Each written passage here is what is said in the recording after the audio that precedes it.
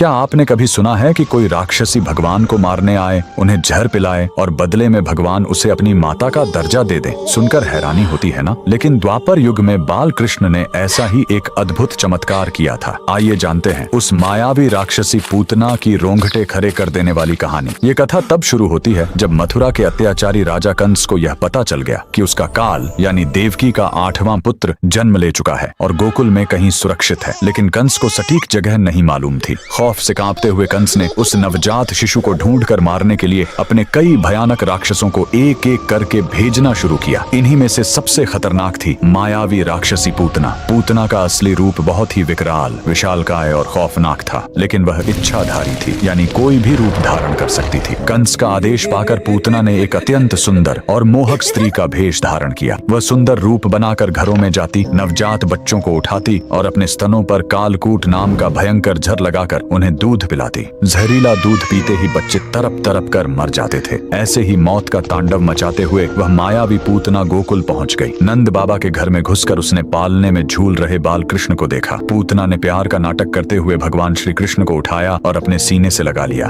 पूतना की मंशा झर पिलाकर मारने की थी, लेकिन वह यह भूल गई कि वह ब्रह्मांड के रचयिता को गोद में लिए हुए है। बाल कृष्ण ने भी मुस्कुराते हुए उसे गले लगाया और दूध पीना शुरू किया। लेकिन यह क्या, भगवान श्री कृष्ण ने दूध के साथ साथ पूतना के जीवन शक्ति भी खींचनी शुरू कर दिए। दर्द के मारे पूतना की चीखें निकल गईं।